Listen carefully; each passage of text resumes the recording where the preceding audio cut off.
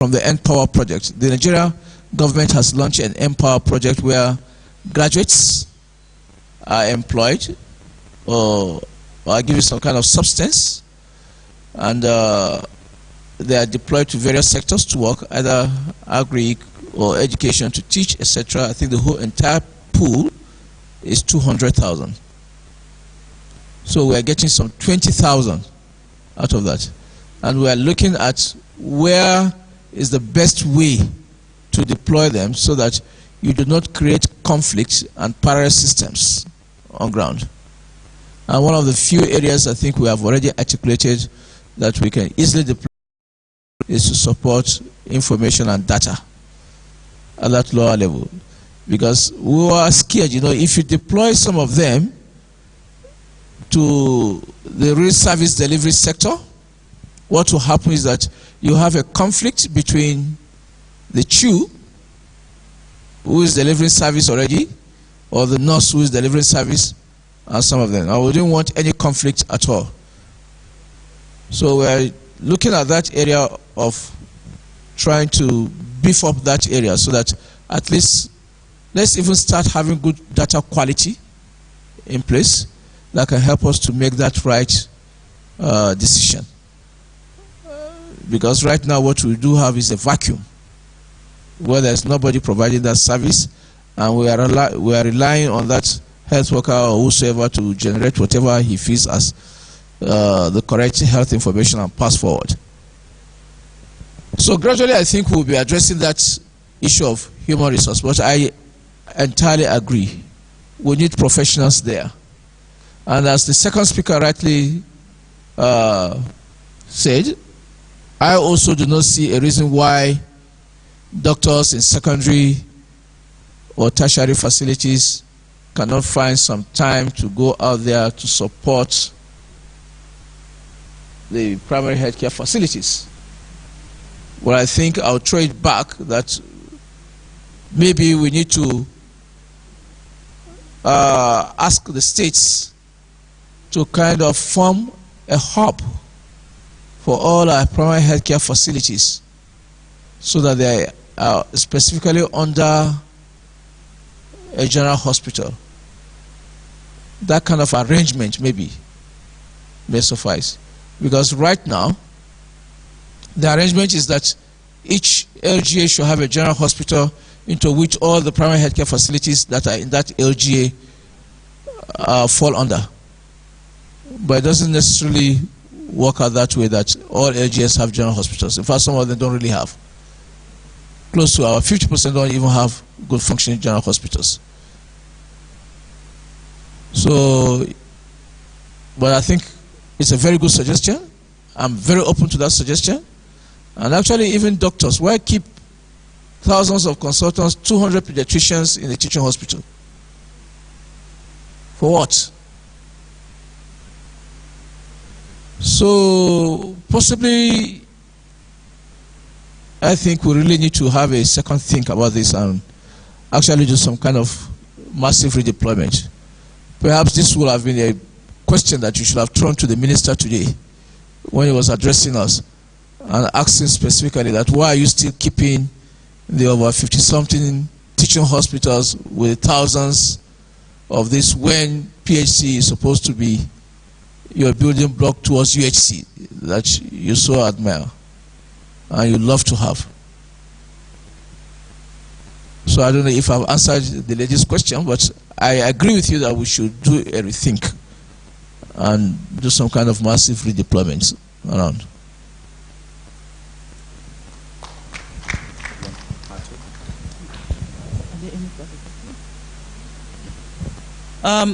Do we still have any more questions?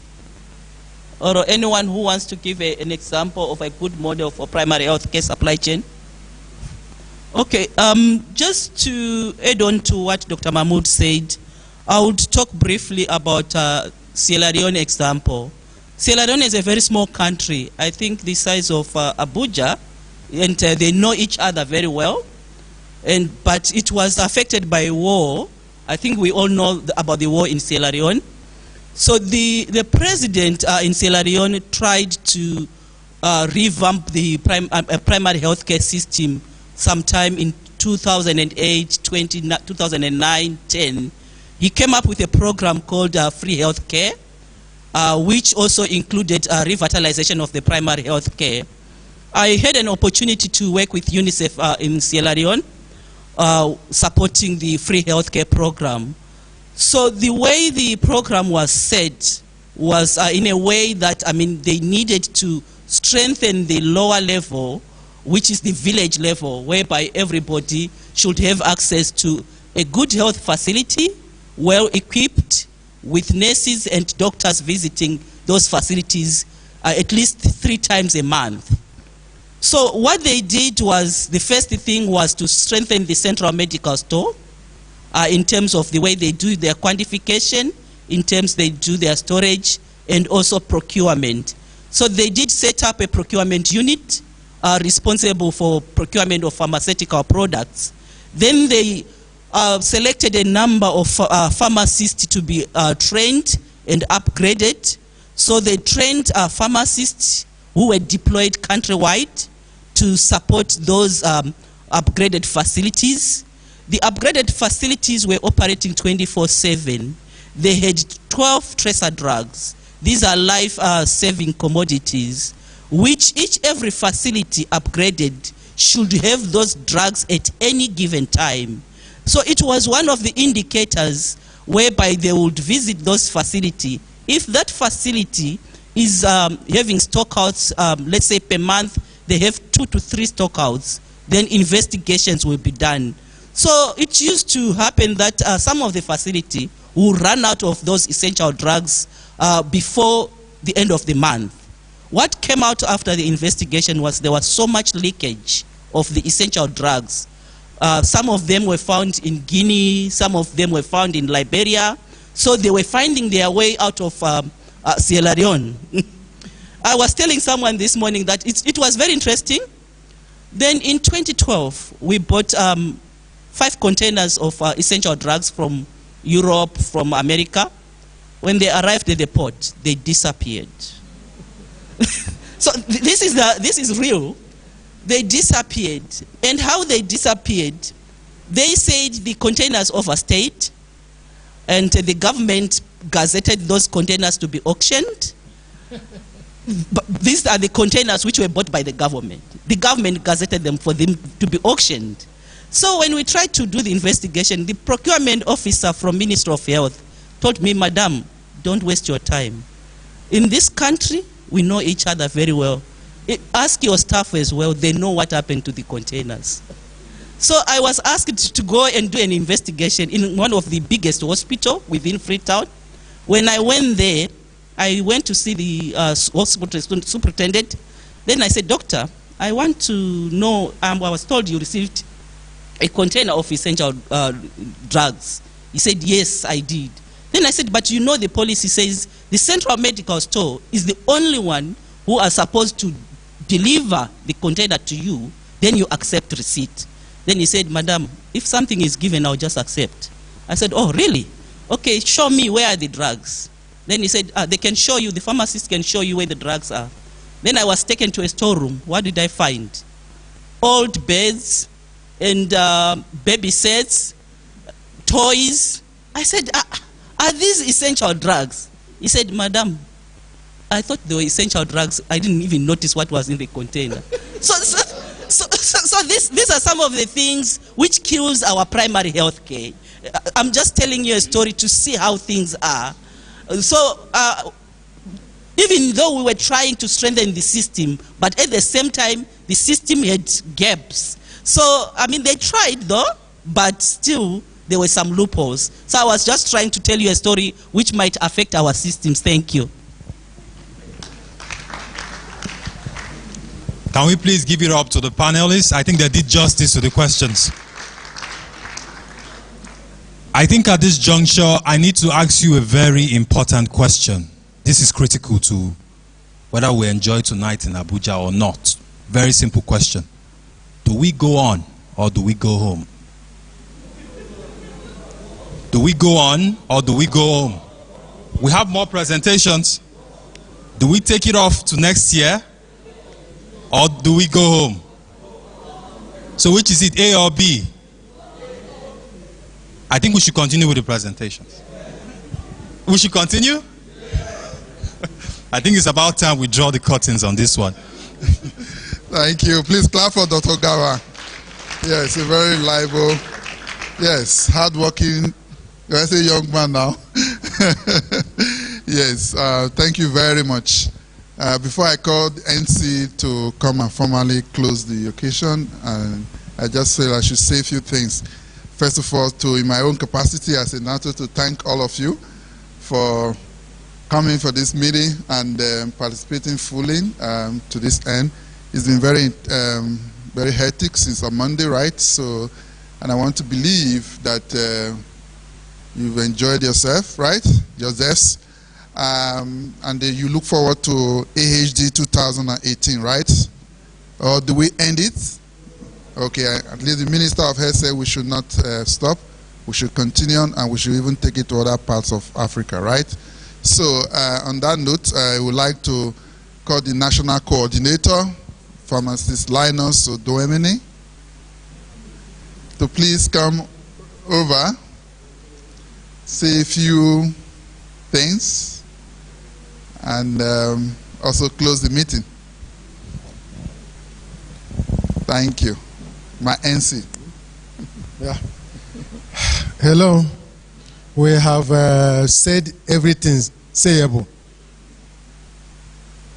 So it's to summarize.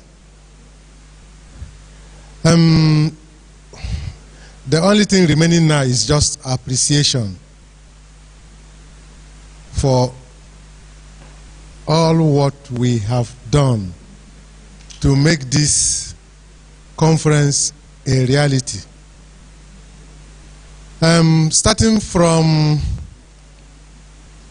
our prof, Professor Ehije Enato. Can we please appreciate him?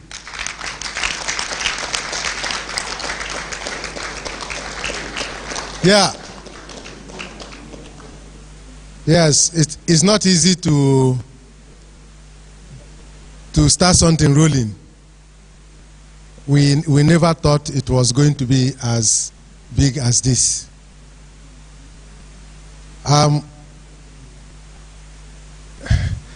Can we get the LOC? Can we get them in? Please, can you call the LOC? Yes. No? Okay. Okay.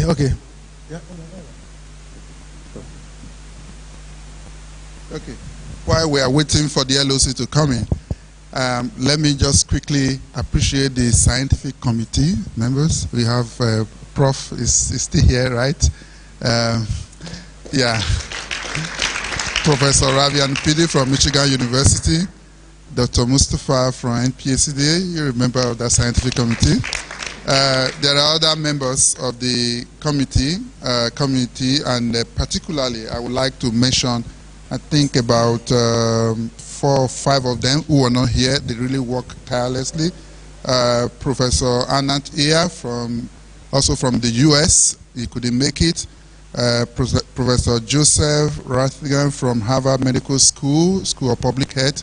He was also very instrumental, especially from the concept. Prashant couldn't make it as well. Would like to Mahama from Ghana. Also Alex Dodo from Ghana. So they would like to appreciate them, and they send their greetings. I just I should mention that. Thank you. Yeah. So, Prof, that's this local organizing committee. The other one is foreign Scientific committee. Organizing committee. Okay. Where are the others? Can you see? Hey. No, don't need to. Okay, so we have the local organizing committee. They have been working tirelessly. What we have here, these are representatives of the LOC. So there are a couple of them, there are many. So we So when we are thanking you, you collect your own, and know that it's not all of it, not for you. Okay, so can we appreciate the LOC?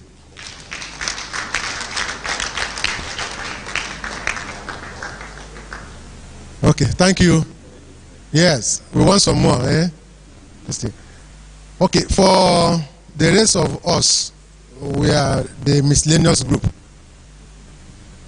So we also appreciate ourselves. Good. Good. So we appreciate ourselves because we have been able to pull it. We have been able to start this train moving. We now know the members of our community. That is what we have come here to do. We have been able to identify ourselves.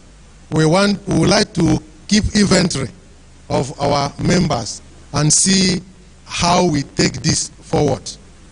What we have come here to assert is that we in Nigeria, particularly from this part of